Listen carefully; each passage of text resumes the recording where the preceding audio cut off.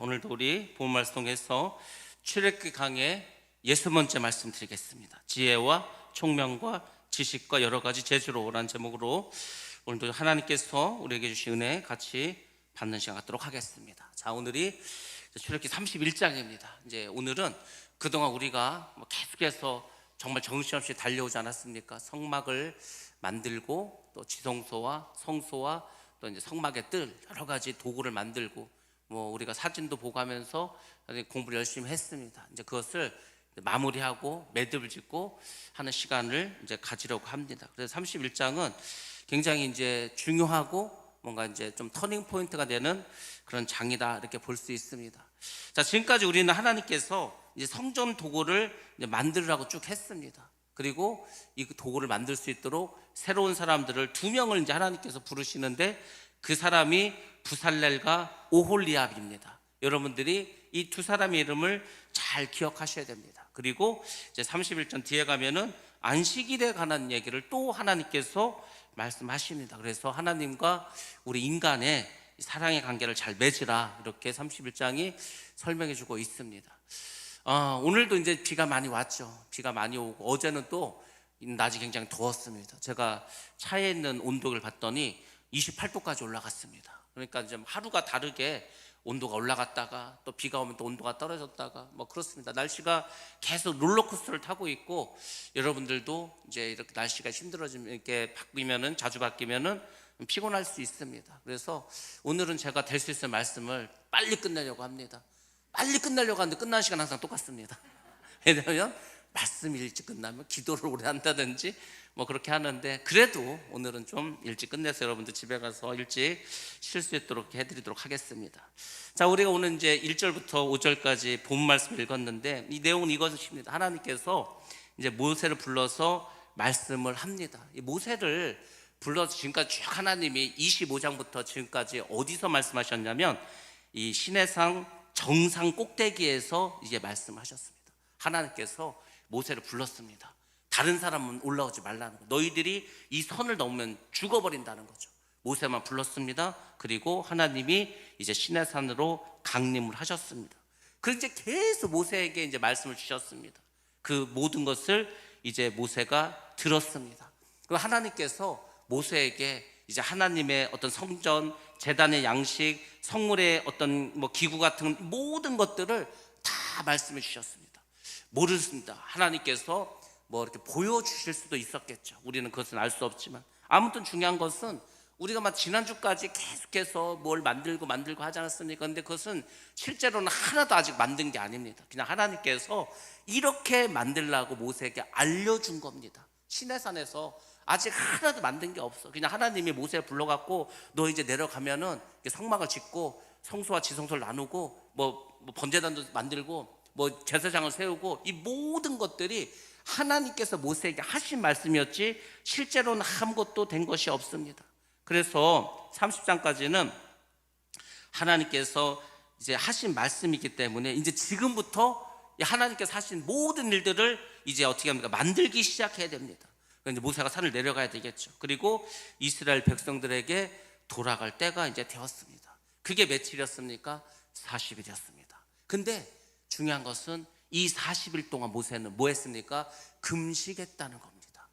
자, 그래서 이제 40일 금식 기도가 여기서 나오는 거예요. 예수님도 40일 금식 기도 하지 않았습니까? 근데 신기한 것은 모세가 40일 금식 기도 했는데도 힘들어서 쓰러지다든지 전혀 그러지 않았습니다. 그게 뭔지 아십니까? 하나님이 함께 하시면 40일 금식 기도가 그렇게 힘들지 않다는 것입니다. 여러분들 40일 금식 기도 혹시 해보신 분들 있습니까? 3일 하기도 힘들죠. 40일은 정말 목숨 내놓고 해야 됩니다. 근데 하나님이 함께 하시면은 그렇게 힘들지 않더라고요. 모세가 40일 동안 금식을 하고 이제 산을 내려가게 되었습니다. 이제 내려와서 하나님께서 지시하신 모든 것들, 하나님이 보여주신 것들, 하나님이 가르쳐 주셨던 것들 실제로 제작하는 일을 다 총지휘해야 됩니다.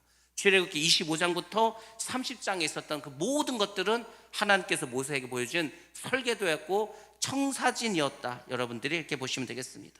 그리고 이제 실제로 어떻게 됩니까? 성막과 기구를 제작을 해야 되는데 이거 아무나 할 수 없습니다. 우리가 쭉 보지 않았습니까? 그 수치도 있고 정교하게 만들어야 되고 기술자가 아니면은 이 성막을 도저히 만들 수가 없습니다. 그래서 하나님께서 두 사람을 지명했는데 그 사람이 누구냐? 유다 지파 부살렐과 단 지파 오홀리압입니다. 이 두 사람을 이제 데리고 하나님께서 이 성막이라고 하는 큰 공사를 시작하게 됩니다. 자, 여기까지가 이제 오늘 말씀의 서론이고, 자, 조금 더 들어가 보도록 하겠습니다. 6절부터 11절 말씀을 같이 한번 보도록 하겠습니다. 시작. 내가 또 단 지파 아히사막의 아들 오홀리압을 세워 그와 함께 하게 하며 지혜로운 마음이 있는 모든 자에게 내가 지혜를 주어 그들이 내가 내게 명령한 것을 다 만들게 할지니 곧 회막과 증거계와 그 위에 속죄소와 회막의 모든 기구와 상과 그 기구와 순금 등잔대와 그 모든 기구와 분향단과 번제단과 그 모든 기구와 물두멍과 그 받침과 제사직을 행할 때에 입는 정교하게 짠 의복 곧 제사장 아론의 성의와 그의 아들들의 옷과 관유와 성소의 향기로운 향이라 물은 내가 내게 명령한 대로 그들이 만들지니라. 아멘. 예, 하나님께서 명령한 대로 그렇게 만들라고 11절에서 이제 말씀해 주지 않았습니까? 쭉 우리가 그동안 배웠던 모든 것이 다 나옵니다. 그래서 이것을 만들라고 하나님께서 두 사람을 지명해 주셨습니다. 근데 이 두 사람은 모세가 하나님께 천거한 게 아닙니다. 하나님, 내가 다 보니까 이 부살렐과 오홀리압이 이 손재주가 있는 것 같은데 이 사람들 좀 시키면 어떨까요? 이렇게 한 게 아니라는 겁니다. 어찌 보면 모세는 이 사람들을 모를 수도 있습니다. 아니 200만이나 되는 사람 중에서 이 두 사람 어떻게 알겠습니까? 근데 하나님이 이름을 콕 집어서 이 두 사람을 데리고 일하라고 했습니다. 또 이 성막을 지으는 것도 그렇지 않습니까? 모세가 하나님, 우리가 하나님께 제사를 지내겠습니다, 이런 성막을 짓겠습니다, 이런 물두멍도 만들고 이런 번제단도 만들겠습니다, 이렇게 한 게 아니고 모세의 의지와는 전혀 상관없이 모든 것을 처음부터까지 하나님께서 말씀하시고 하나님께서 가르쳐 주셨다는 겁니다. 그러면 하나님께서는 어떻게 언제 이것을 생각하셨길래 이렇게 막 술술술술 다 치수까지 다 재가지고 알려주셨을까? 어찌 보면은 하나님께서는 수백 년 전부터 이스라엘 백성들을 출애굽을 시켜서 이들이 광야 생활을 하게 하시고 그 광야에서 이제 가나안 땅에 들어가기 전에 하나님께 예배드리는 모든 것을 가르쳐야 되겠다, 이렇게 작정하시고 그렇게 예정하셨을 수도 있습니다. 아니면 아예 창세 전부터 그렇게 예정하셨을 수도 있습니다. 그러니까 이 두 사람을 바로 하나님께서 이름을 알려주지 않습니까? 여기서 우리가 하나님의 일하심을 아셔야 됩니다. 하나님은 때가 딱 차면 어떻게 한 줄 아십니까? 사람을 부르십니다. 때가 딱 되니까 아브라함을 불러서 어떻게 했습니까? 아브라함을 통해서 이제 하나님의 백성을 삼으십니다. 그리고 또 때가 되니까 어떻게 했습니까? 호렙산 떨기나무에서 그 불꽃 가운데서 모세를 부르시지 않았습니까? 아브라함을 불렀다, 모세를 불렀다. 이게 뭔지 아십니까? 하나님이 그들을 알았다는 겁니다. 알고 있었다는 겁니다. 우리도 마찬가지입니다. 여러분들은 어떻게 교회에 오게 되었습니까? 누가 전도해서 오셨습니까? 아니면 태어나 보니까 부모님이 교회를 다니니까 그래서 오셨습니까? 아니면 친구가 가자해서 이렇게 왔습니까? 어떤 루트를 통해서 여러분들 교회에 오셨다 하더라도 여러분 모두는 하나님께서 지명해서 불러서 이곳에 앉아 있는 줄로 믿습니다. 세상에 거저되는 게 하나도 없다니까. 여러분들을 지금 이곳에 앉아 있게 한 게 우리가 어떻게 한 게 아니라니까요. 우리가 계획한 게 아니라니까요. 여기 서서 지금 말씀을 전하고 있는 저도 제가 여기 서서 지금 이 시간에 여러분에게 말씀을 전할 거라고 누가 생각했겠습니까? 저도 생각하지 못했습니다. 근데 하나님이 그냥 저를 번쩍 들어서 여기 딱 이렇게 세워주신 겁니다. 하나님의 섭리죠. 하나님의 예정이죠. 그렇게 하나님은 역사하십니다. 그러니까 오늘 말씀도 전부 모든 것은 하나님께서 오래전부터 예정되신 일을 때가 됨에 행하셨다는 거죠. 때가 되면 예수 그리스도도 보내주시지 않았습니까? 로마가 전 세계를 통일하고 길이 열리고 하니까 이제 복음이 전파될 수 있는 길이 열리니까 예수님 보내지 않습니까? 그래서 하나님은 그런 식으로 역사를 이루어 가십니다. 자, 이제 성막을 제작할 때가 되었습니다. 그러니까 부사셀과 오홀리압을 지명해서 부르십니다. 자, 우리가 이 사건을 통해서 여러분들이 하나 알 것은 뭐냐면 하나님께서는 어떻게 사람을 불러서 사용하시는가, 이것을 좀 깊이 한번 생각해 보셔야 됩니다. 오늘 제가 여러분들에게 드릴 말씀이 바로 이겁니다. 우리가 하나님께 부름을 받아서 쓰임을 받는 사람은 어떤 사람인가, 하나님 어떻게 일을 하시는가, 이것을 여러분들이 반드시 아셔야 됩니다. 자, 그럼 첫 번째로 하나님이 어떻게 일하시는가? 하나님은 이들을 지명해서 불렀다는 겁니다. 그것은 뭐라고 했죠? 하나님께서 사람을 쓸 때에는 미리 다 예정해 주시고 준비해 주신다는 겁니다. 막 오늘 갑자기 하는 게 아니에요. 여러분들 요새 이제 막 야구가 이제 시즌이 개막되지 않았습니까? 뭐 축구도 이제 다 개막이 됐습니다. 3월 되면서. 그러면 이제 그 많은 선수들 중에서 감독이 이 타순을 짤 거 아닙니까? 야, 1번 타자는 누구를 할까? 1번 타자는 선관도 좋아야 되겠고, 뭐 발도 빨라야 되겠고, 다 생각을 할 거 아닙니까? 아, 1번은 누구를 세워야 되겠다. 4번 타자, 4번 타자는 홈런을 잘 쳐야 돼. 홈런을 힘이 있어야 돼. 4번은 누구를 해야 되겠다. 감독이요, 다 머릿속으로 생각을 하고 있습니다. 그 동계 훈련을 하면서 유심히 보는 거, 유심히. 올해는 저 선수가 좀 실력이 늘은 것 같다. 저 선수를 써야 되겠다. 아니면 저 선수는 아껴뒀다가 내가 히든 카드로 써야 되겠다. 이 선수는 선발 수수로, 이 선수는 마무리로, 이 선수는 중간 게트로. 야구 감독들, 축구 감독들도요, 모든 선수들을 다 보고 판단하고 그리고 결정합니다. 저는 어떨 것 같아요? 저는 아무 생각 없이 아무나 불러서 이거 하세요, 저것 좀 해주세요, 이럴 것 같죠? 절대 안 그렇습니다. 저도 말을 안 해서 그렇지 여러분들 다 보고 있습니다. 뒤에서 보는 건 아니고 앞에서 보는 거예요. 앞에서 이렇게 저분은 뭘 하면 좋겠다. 저분은 나중에 어느 정도 이제 때가 되면은 어떤 걸 했으면 좋겠다. 그걸 생각합니다. 그럼 생각만 할 것 같습니까? 기도합니다. 기도한다니까. 왜냐면 하나님께 물어봐야 될 거 아닙니까? 그렇게 물어봐. 그리고 이제 그게 이제 어느 정도 이제 딱 무르익으면 그때 비로소 얘기를 합니다. 근데 여러분이 보실 때는 그럴 거야. 아마 목사님 나한테 전혀 관심이 없다가 말도 한마디 안 하다가 오늘 갑자기 그냥 못 오니 뭐 좀 하라고 그래. 왜 그러지? 그게 아니라니까요. 저는 그 몇 달 동안은 유심히 보고 있었다니까. 다 봤어. 예배 드리는 거, 말하는 거, 행동하는 거 다 이렇게 했다니까요. 그리고 이제 여러분을 이제 불러서 쓰는 겁니다. 하나님도 마찬가지예요. 오늘 갑자기 나타나서 이렇게 하는 것 같지만 그렇지 않습니다. 하나님은 우리 모두를 다 알고 계시고 있지 않습니까? 나는 내가 언제 쓰임 받을지 몰라. 근데 딱 때가 되면은요, 기가 막히게 하나님이 그 길로 인도해 주십니다. 뭐 새로 오신 분들은 잘 모르시겠지만은 제가 또 이제 간증을 하면 얼마나 할 얘기가 많습니까? 제가 어떻게 여기 오게 되었는지, 그 10여 년 전에 어떻게 왔는지, 또 이번에는 어떻게 왔는지, 다 그게 하나님께서 때가 됨에, 때가 참에 하나님의 어떤 계획과 예정 속에서 다 그렇게 해서 왔다니까요. 그 길을 열어주신다니까요. 제가 목사가 안 되려고 계속해서 이제 피하고 도망가고 하다가 결국은 마지막에 하나님께 딱 붙잡히지 않았습니까?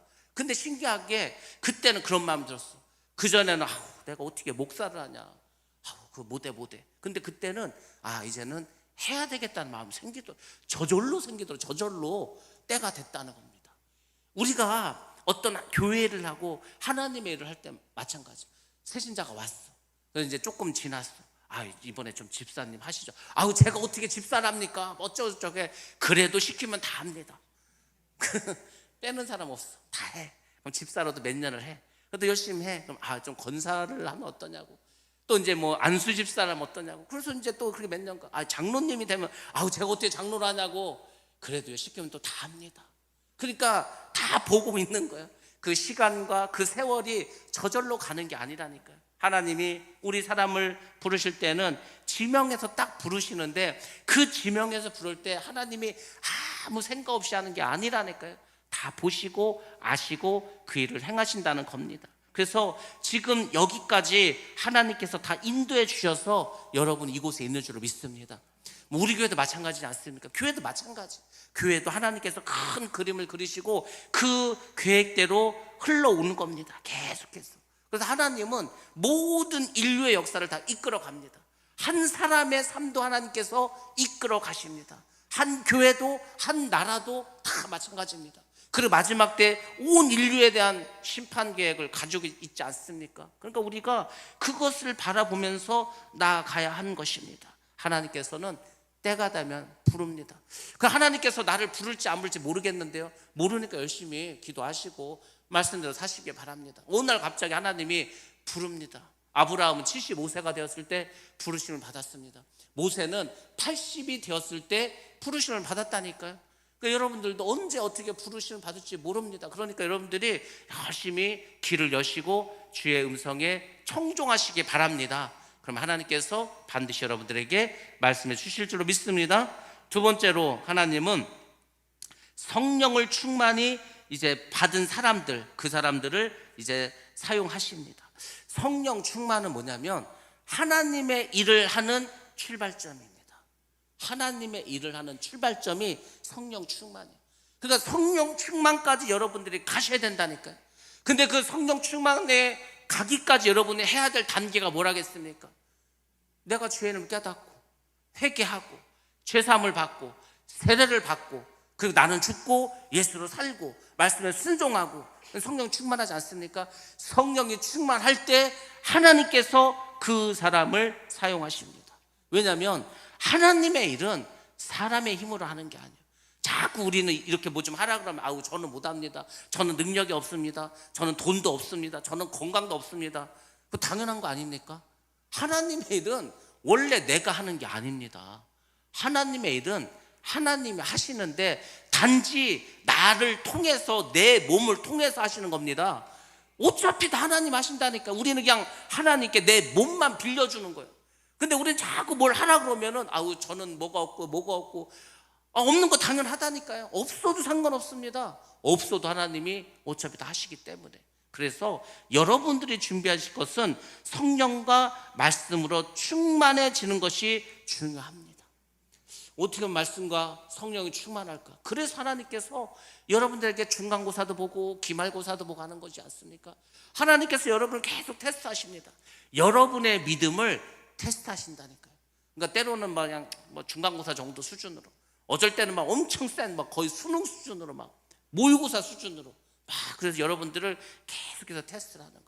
그 테스트가 왔을 때, 그 시험이 왔을 때 거기서 넘어지는 사람들이 있습니다. 거기서 중단돼서 교회를 떠나고 하나님을 떠나는 사람도 있습니다.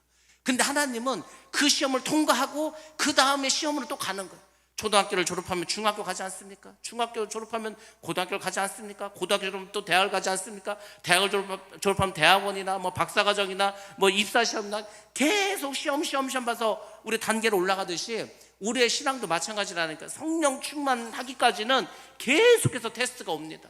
그것이 때로는 어떤 환난으로 올 수도 있습니다. 고난으로 올 수도 있습니다. 근데 그것을 여러분들이 이기셔야 되는 거예요.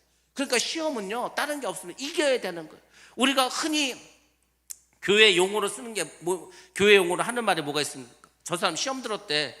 시험 들었다는 얘기가 뭐예요? 믿음이 식었다는 거 아닙니까? 시험이 들었으면은 그 시험을 이겨야 되는데 그 못 이기고 그냥 사라진 사람들이 있다니까. 많습니다. 많어.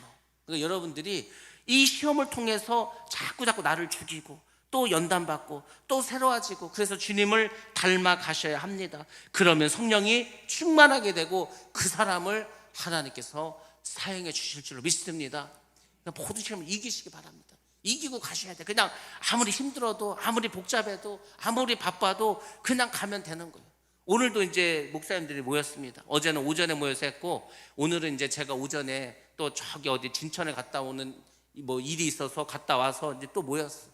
그래서 이제 막 얘기를 합니다. 근데 거기 모인 목사님들이 결국은 다 저거 똑같아. 몇 가지 일을 합니다.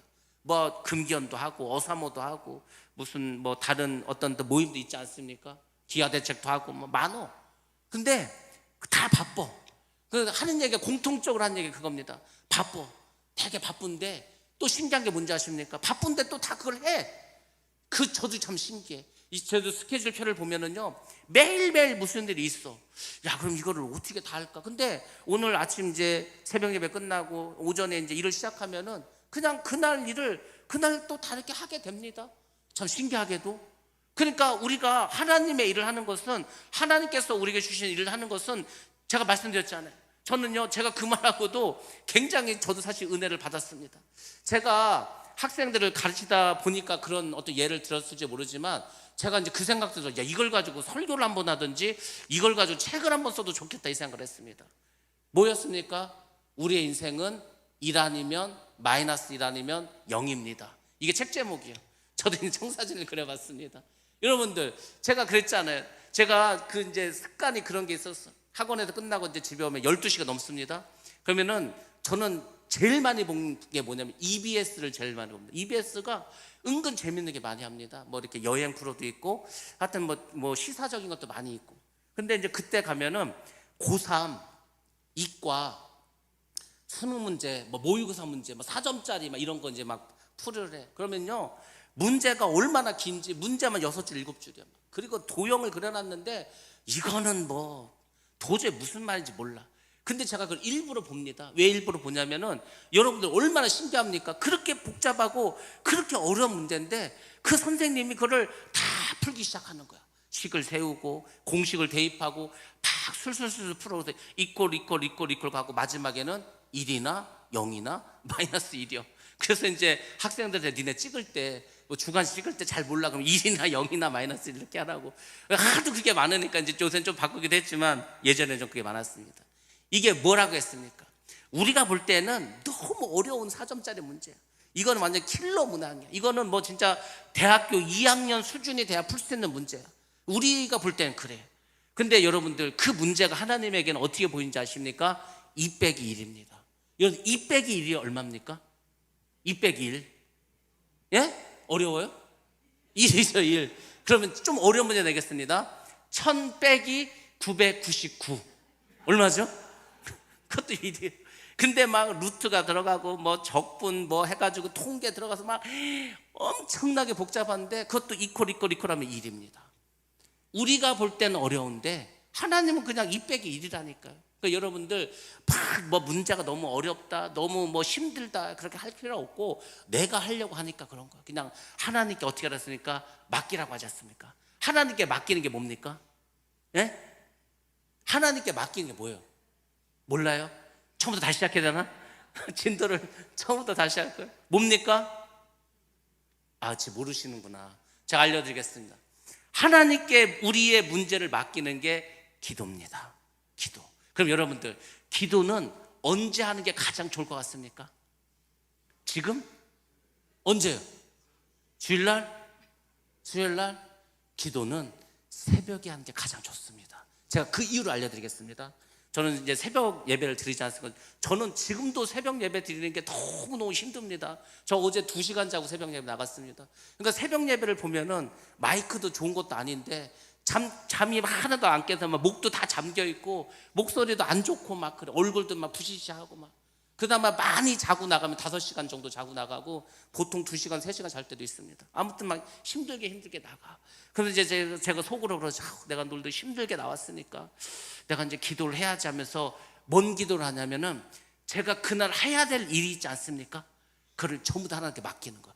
전부 다.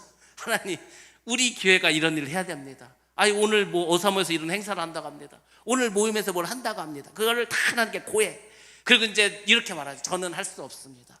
저는 아무 능력도 없습니다. 저는 제가 가진 능력이 없습니다. 그러니까 전부 다 하나님이 하셔야 됩니다. 전부 다. 그래서 아침 일찌감치 하나님께 다 맡겨버립니다.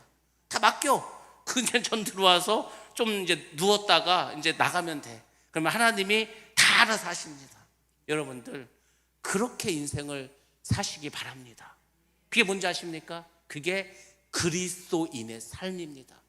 그리스도의 삶은 다른 게 아니고 우리가 예수를 그리스도로 믿고 있지 않습니까? 그러니까 여러분의 모든 문제를 그냥 하나님께 맡겨. 더 이상 그게 내 일이 아니고 내 문제가 아니라니까요. 그냥 맡기라니까요. 그러면 맡기면 하나님께서 아 이놈 봐라. 이게 자기가 할 일을 또 안 하고 나한테 맡기네. 그러면서도 다 들어주십니다. 하나님 다 해주십니다. 나는 그냥 맡겼으니까 놀면 돼. 놀면 그냥 하나님께서 잘하나 안 하나 가끔씩 이제 보기만 하면 되는 겁니다. 여러분들 얼마나 쉽습니까? 그러니까 이제 제가 이렇게 말씀드리는 이유가 뭐겠습니까? 결론을 뭘 것 같습니까? 예? 예, 뭐라고 잘 안 들려. 뭐라고요? 그래, 역시 새벽 예배 나오라는 거예요. 저만 그렇게 할 게 아니라 여러분들도 아침 일찍 나와서 하나님께 다 맡겨버려. 다 맡겨버리고 하루를 그냥 즐기는 거 편하게 하나님 다 하시기로 했으니까. 그렇게 해서 그냥 사는 겁니다. 여러분이 은퇴할 때까지, 여러분이 이 세상을 끝마칠 때까지 그냥 그렇게 사는 거예요. 그냥 그렇게 살면은 뭐 이렇게 스트레스 받고 신경 쓰고 할 일이 없습니다. 많은 사람들이 너무 일이 많어, 힘든 일이 많어, 잠을 못 자고 밤새 고민을 해. 밤새 고민해서 여러분 뭔 일을 해결하겠습니까? 밤새 고민한다고 키를 한 자를 더 할 수가 있겠습니까? 뭐 아무것도 할 수 있는 게 없어. 그러니까 우리는 그냥 고민하고 좌절하고 낙심하고 뭐 낭망하고 뭐 이런 거 하지 말고 그냥 맡기시기 바랍니다. 여러분의 문제가 어렵다니까 다 미분 적분 막 다 어려운 문제야. 근데 하나님께 가면은 그 문제는 뭐가 된다고요? 2 빼기 1이 되는 거예요. 2 빼기 1. 그러니까 여러분들 맡기시기 바랍니다. 하나님이 그 사람을 쓰는 겁니다. 세 번째입니다. 하나님은 어떤 사람을 부르시고 쓰임받게 하냐면 은사를 받은 사람입니다. 은사를 받은 사람. 하나님은 어떤 일을 감당할 수 있도록 그 사람에게 능력과 재능과 은사를 주십니다. 이거 잘 기억하셔야 됩니다. 여러분들 지금 이스라엘 백성들이 어디에 있습니까? 광야에 있습니다. 광야에 있는데 하나님께서 재료를 다 말씀해 주지 않아요? 재료 뭡니까? 아카시아 나무, 시띠 나무지 않습니까? 뭐 시띠 나무야 그래도 사막이지만 좀 있습니다. 근데 뭐 금도 필요하죠, 은도 필요하죠, 구리도 필요합니다, 나무 열매도 필요합니다, 진액도 필요합니다, 조개 껍질도 필요합니다. 우리 막 향을 만들고 뭐 그 유향을 만들고 뭐 기름을 만들고 하지 않았습니까? 그 재료 다 어디서 구합니까? 근데 하나님이 그 광야에서도 그 재료를 다 어떻게 합니까? 구할 수 있게 합니다. 그 능력 있는 사람이죠, 기술자죠. 하나님이 그렇게 해주신다는 겁니다. 그 일을 다 감당할 수 있도록 해주신다는 겁니다. 여러분들 그 사람들은요 재료를 갖다가 어떻게 합니까? 그 재료를 깎습니다.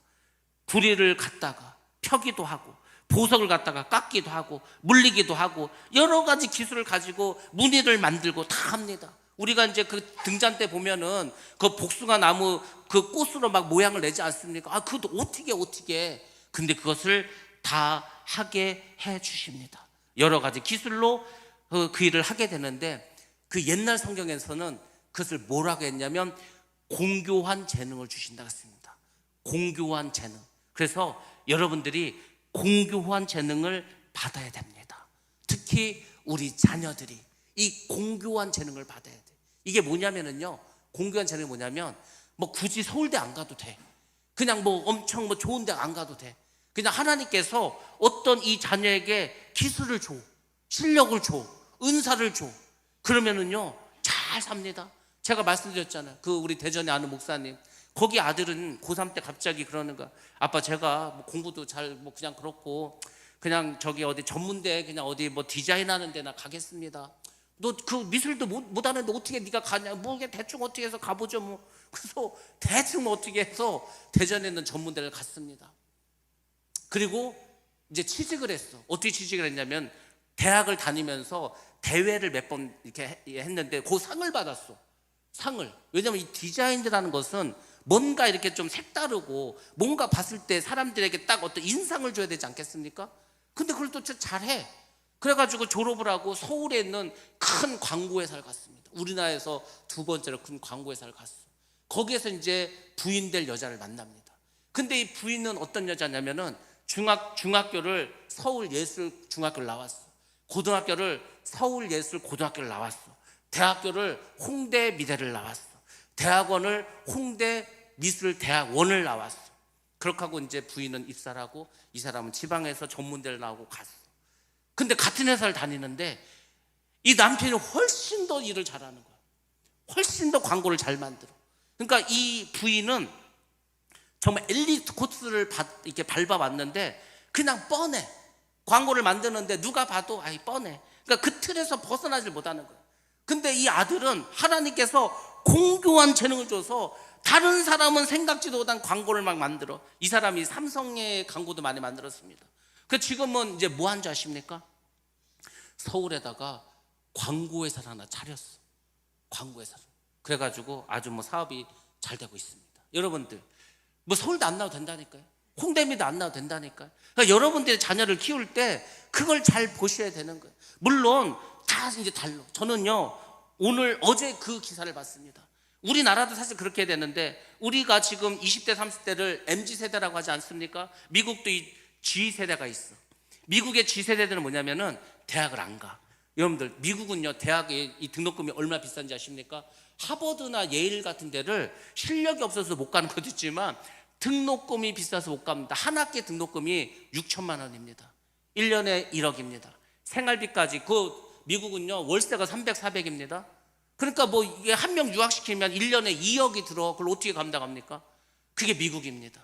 그래서 미국 이 아이들도 야 굳이 뭐 대학 가야 취직 가기도 힘든데 그냥 기술을 배우자. 그래서 미국 고등학생들이 어디로 가냐? 용접을 배우겠다고 갑니다. 용접을 배우러 가는 거예요. 용접하겠다는 거예요. 그리고 나는 배관공이 되겠다. 나는 전기공이 되겠다. 그러니까 그런 거 하겠다. 목수가 되겠다. 여러분들 이게 얼마나 중요한지 아십니까? 그 뭐 지금 우리나라도 마찬가지죠. 우리나라 지금 대학교 4년제 나와야 취직을 못 합니다. 왜냐하면 기업에서 사람을 안 뽑아. 컴퓨터가 일 다 하고 AI가 일을 다 하는데 사람을 왜 뽑습니까? 월급 많이 줘가면서 안 뽑는다니까요. 그러니까 차라리 기술을 배우는 게 훨씬 낫지 않습니까? 그러니까 우리도 빨리 좀 생각을 전환시켜야 돼. 저는요 우리 아이들이 특히 이제 뭐 남학생 같은 경우는 그냥 고등학교를 다 그런 실업계 가서 기술을 배우는 거야. 기술을 전기도 배우고 목수도 배우고 막 그런 거 하는 거. 그러면요 나중에 기술을 배워서 자기가 사장할 수도 있습니다. 뭐 그 대학교 나와야 뭐 되지도 않는 거 뭘 합니까? 그 돈으로 딴 거 하면 얼마든 잘할 수 있는데, 물론 자기가 공부를 좋아하고 자기는 공부를 하겠다면은 시키면 되는 거고, 그게 아니면은 그냥 그런 거 시키면은 얼마든지 더 낫지 않습니까? 하나님께서 공교한 재능을 주시면은 그것으로 잘 살아갈 수가 있습니다. 그러니까 여러분들 그걸 가지고 기도하시라. 그걸 가지고. 제 친구가요 이런 말하면 여러분들 어떻게 생각할지 모르겠지만은 꿈을 가지고 한번 기도하라고 하는 겁니다. 제 친구가, 얘는 유치원 친구고 초등학교 친구입니다. 공부를 썩 잘하지 않아. 썩 잘하지 않는다는 것은 못한다는 얘기요. 못한다는 얘기를 썩 잘하진 않는다 이렇게. 제가 걔를 언제 봤냐면은 20살 때 3월 달에 봤습니다. 그러니까 이제 20살이면 이제 대학교 갈 나이지 않습니까? 대학교를 떨어졌어. 저희 때는요 대학교 경쟁률이 무지 셌습니다. 이 4년제 대학이 20만을 뽑는데 4년제 대학을 시험 본 사람이 80만 100만이요. 기본 4대1 5대 됩니다.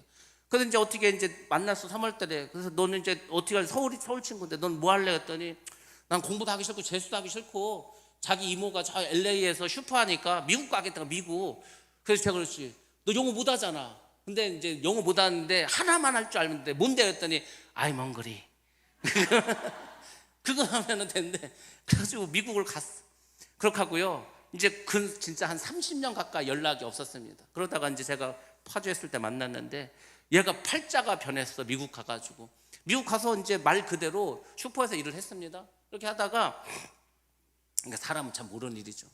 이제 자기 아는 형이 있는데 그 형이 그러니까 야 너 있잖아, 내 대신 좀 대타를 나가라는 거야. 뭔 대타를 나가냐니까 자기가 선을 봐야 되는데 자기가 일이 생겨서 못 나가게 생겼으니까 네가 대신 나가라는 거야. 그래서 알았다고 하고 이제 좀 생각이 없는 친구인데 그렇게 생각 깊지 않아. 그냥 그 가라니까 갔어. 그 만났는데 이 여자는 누구냐면은 서울 강남에서 큰 유명한 영어 학원에서 강사하던 여자인데 영어를 더 공부하기 위해서 미국으로 유학 온 여자예요. 근데 만났는데 이 여자도 좀 짜증날 거 아니야? 아니 뭐 남자가 말이야 세상에 대타를 내보냈으니까. 근데도 어떻게 잘해가지고 결혼했습니다. 근데 이제 결혼해가지고 이제 한국으로 들어왔는데 어디죠? 분당에다가 학원을 차려줬는데요. 그 학원 영어 학원을 하는데 영어 학원 차만 40대래. 영어 학원 차만 40대. 근데 이제 얼마 전에 전화가 와서 자기가 지금 이제 어디 사냐면 용인에 사는데, 용인이 이제 수지하고 그 죽전에 이제 신도시가 되지 않았습니까? 거기는 분당보다 더 좋습니다. 신도시라 아파트도. 자기가 여기서도 그냥 학원을 하나 하려고 한대. 그래서 그러냐고 했더니 어떻게 하려고 했더니 빌딩을 하나 샀대. 학원을 하려고 빌딩을 한 7, 8층에는 빌딩을 사서 그걸 인테리어 한다. 인테리어. 그 저보고 와서 예배를 좀 드려달래. 여러분들 제가 그랬잖아요. 영어라고는 I'm hungry밖에 몰랐다니까요. 근데 하나님께서 함께 하시고, 그리고 어쨌거나 공교한 재능일 수도 있지. 그렇게 다가가지고 선을 대신 대타로 해가지고 와서 했으니까. 그럼 아무튼 잘 살지 않습니까? 여러분들 우리가 자꾸 인간적인 생각으로, 인본적인 생각으로 하니까 이 틀을 벗어나지 못하는 겁니다. 하나님은 무궁하지 않습니까? 무궁무진하다고. 그러니까 여러분들 공교한 재능을 기대하시고 자녀들을 바라보시고 기도하시기 바랍니다. 여기 나오는 부살렐이나 오홀리압이 무슨 뭐 유명한 대학을 나왔겠습니까? 뭘 했겠습니까? 하나님이 재능을 주니까 쓰임받지 않습니까? 그래서 하나님께서는 일을 시킬 사람에게는 공교한 재능을 반드시 주십니다. 이것을 여러분들이 꼭 기억하시기 바랍니다. 하나님은 어떤 일을 맡길 때 능히 그 일을 감당할 수 있는 능력도 겸해서 주십니다. 자, 우리 한번 성경 말씀 보겠습니다. 신명기 8장 17절부터 18절 말씀 보겠습니다. 시작. 그러나 내가 마음에 이르기를 내 능력과 내 손의 힘으로 내가 이 재물을 얻었다 말할 것이라. 내 하나님 여호와를 기억하라. 그가 내게 재물 얻을 능력을 주셨음이라. 이같이 하심은 내 조상들에게 맹세하신 언약을 오늘과 같이 이루려 하심이니라. 아멘. 18절에서 딱 나오지 않았습니까? 내게 재물 얻을 능력을 주셨다는 거죠. 하나님께서. 재물은 하나님께서 주시는 거고요, 그 재물을 얻을 수 있는 능력을 우리에게 주시는 겁니다. 그래서 하나님께서 다 하시는 거, 결국은 믿음만 있으면 우리가 감당할 수가 있습니다. 자, 그 다음에 12절과 18절 말씀 한번 같이 보도록 하겠습니다. 12절과 18절 말씀 시작. 여호와께서 모세에게 말씀하여 이르시되 너는 이스라엘 자손에게 말하여 이르기를 너희는 나의 안식일을 지키라. 이는 나와 너희 사이에 너희 대대의 표징이니 나는 너희를 거룩하게 하는 여호와인 줄 너희가 알게 함이라. 너희는 안식일을 지킬지니 이는 너희에게 거룩한 날이 됨이라. 그 날을 더럽히는 자는 모두 죽일지며 그날에 일하는 자는 모두 그 백성 중에서 그 생명이 끊어지리라. 엿새 동안은 일할 것이나 일곱째 날은 큰 안식일이니 여호와께 거룩한 것이라. 안식일에 일하는 자는 누구든지 반드시 죽일지니라. 이같이 이스라엘 자손이 안식일을 지켜서 그것으로 대대로 영원한 언약을 삼을 것이니 이는 나와 이스라엘 자손 사이에 영원한 표징이며 나 여호와가 엿새 동안에 천지를 창조하고 일곱째 날에 일을 마치고 쉬었음이니라 하라. 여호와께서 시내산 위에서 모세에게 이르시기를 마치신 때에 증거판 둘을 모세에게 주시니 이는 돌판이요 하나님이 친히 쓰신 것이더라. 아멘. 예, 드디어 이제 모세가 십계명이 기록된 두 개의 증거판을 하나님께 받아서 시내산에서 이제 내려가게 되었습니다.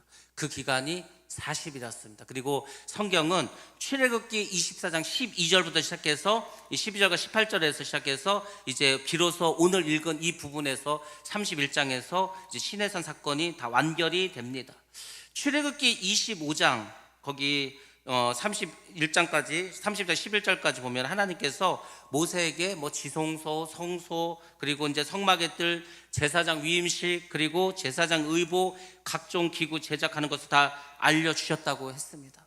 그러면 하나님께서 왜 이러한 것들이 필요할까? 왜 이런 게 필요합니까? 왜 제사장이 필요하고 왜 성막이 필요하고 이런 것들이 왜 필요합니까? 그것은 하나님과 시내산의 율법 언약을 맺은 것이기 때문입니다. 하나님이 아브라함과 언약을 맺으셨습니다. 그래서 아브라함의 후손을 통해서 아브라함의 후손을 바다의 그 모래알같이 밤하늘의 별과같이 많게 하시고 그들의 영원한 하나님 되실 것을 언약하지 않았습니까? 그리고 모세와 또 시내산 언약, 이 율법 언약을 통해서 하나님께서 또다시 약속을 하셨습니다. 그것이 뭐냐면 이제 이스라엘 백성들은 이 십계명으로 대표되는 하나님의 법도에 따라서 그 법을 준수하면서 살아가라는 것입니다. 왜? 그래야 너희가 하나님의 백성이라는 겁니다. 그러니까 이제는 이제 이스라엘 백성들은 하나님만 경외해야 되고 하나님만 섬기면서 살아가야 됩니다. 그리고 그들은 하나님 나라의 백성이 되는 것입니다. 자, 근데 하나님 나라의 백성이 되는 데 있어서 하나님은 아주 중요한 징표를 또 하나 주십니다. 아브라함과 이 언약을 맺으실 때에는 너희가 나의 그 백성인 것을 징표로 하나 알려주겠는데 그것은 뭐냐면 사내 아이를 낳으면 낳은 지 8일 만에 할례를 베푸라는 겁니다. 그러니까 이스라엘 사람들은 우리는 아브라함의 후손이라는 것을 자랑하듯이 늘 이 할례에 대해서 말했습니다. 그래서 이제 초대교회 시대에도 아무리 예수를 믿어도 할례를 막 받아야 된다고 할례파하고 이 비할례파하고 엄청나게 다툼과 어떤 그런 문제들이 있었습니다. 그리고 이제 여기서도 이제 또 나오죠. 하나님께서 율법을 주십니다.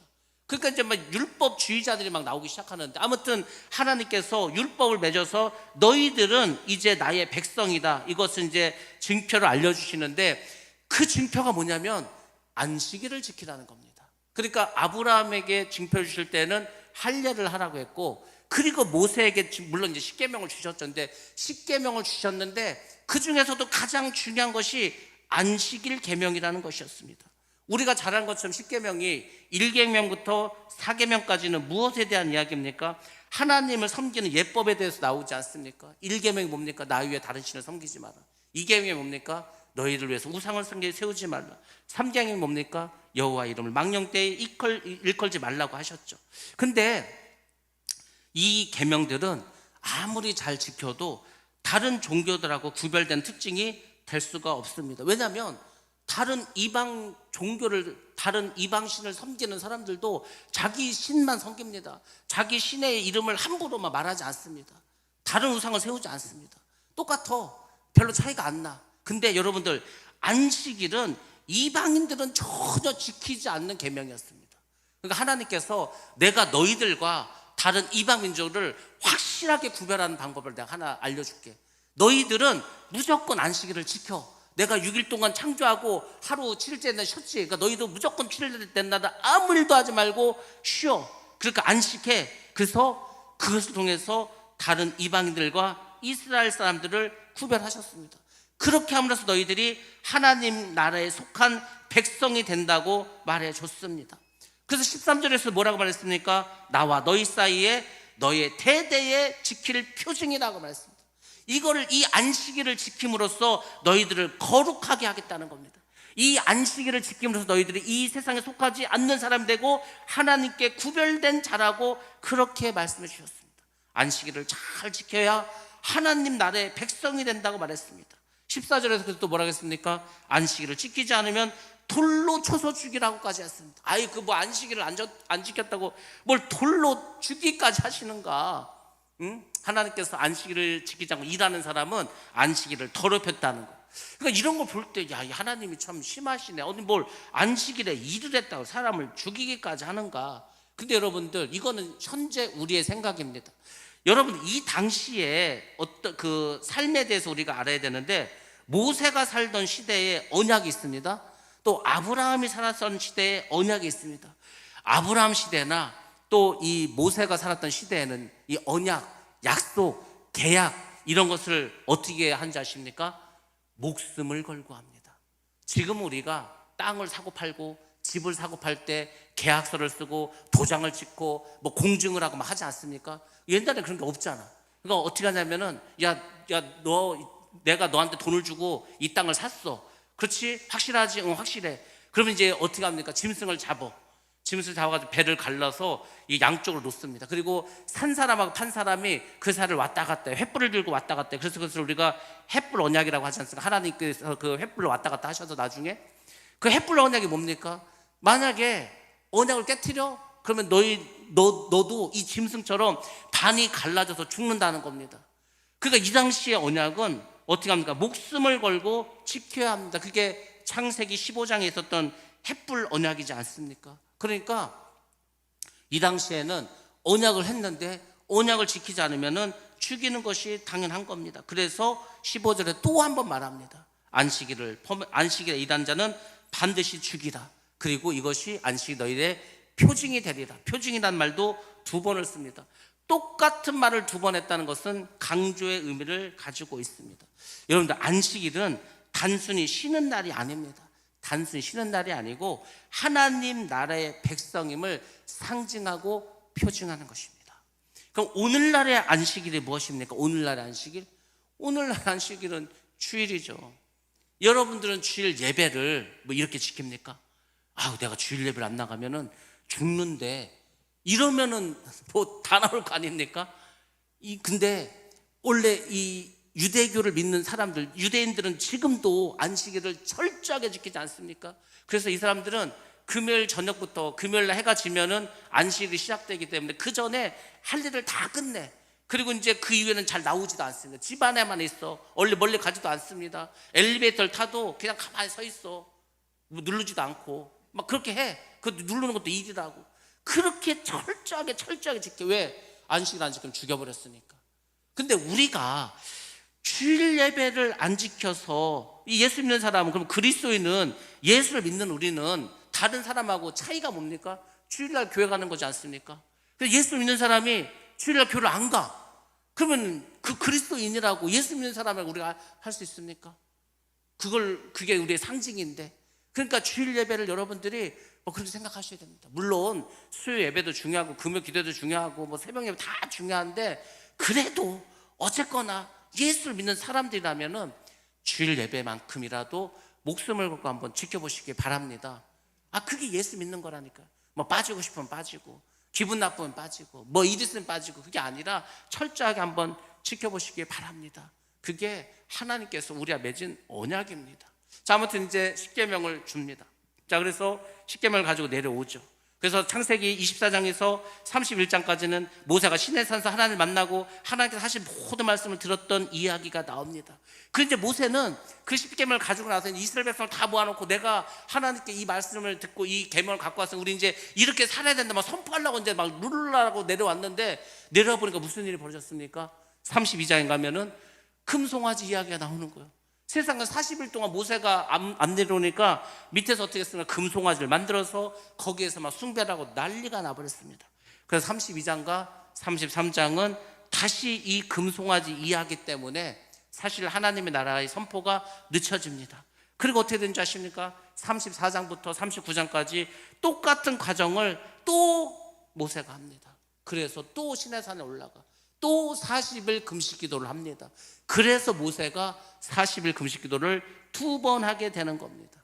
그래서 또 올라가서 하나님 말씀 듣고 내려옵니다. 내려와서 이제 이 모든 성막과 이제 제사장 세우고 이런 하죠. 그게 39장이고 40장에는 이제 모든 성막을 짓고 하나님께 성막을 봉헌하면서 출애굽기가 끝나게 됩니다. 출애굽기 앞에 얘기를 미리 해주는 말씀드리는 이유는 뭐냐면, 반복되는 이야기가 있기 때문에 이제 앞의 내용은 많이 생략하면서 지나갈 거란 얘기입니다. 출애굽기가 그 끝이 나는 겁니다, 여러분들. 근데 그 35장에서도 여전히 동일하게 안식일 규례를 다시 한번 또 언급을 합니다. 강력하게 말씀합니다, 여러분들. 그래서 우리가 이 예배를 하나님께 드리는 이 시간을 우습게 생각하면 안 됩니다. 이건 하나님과 우리의 언약이고 약속입니다. 그래서 여러분들이 반드시 주일 예배는 지키도록 최선을 다하시기 바랍니다. 다른 걸 하나님 원하는 게 아니라니까. 너희가 나의 백성이라면 나도 예배 드리라는 거죠. 아무튼 여러분들, 우리는 하나님의 율례와 규례와 법도를 받았습니다. 하나님 나라의 법을 받은 하나님 나라의 백성이지 않습니까? 그래서 우리는 반드시 말씀을 지켜야 됩니다. 지켜야 하나님의 나라의 백성이 될 줄로 믿습니다. 그리고 하나님께 내어 맡기시고 기도하시고 하나님 안에서, 주님 안에서 정말 은혜스러운 삶, 축복의 삶을 그렇게 누리며 살아가시기를 주님의 이름으로 축원합니다.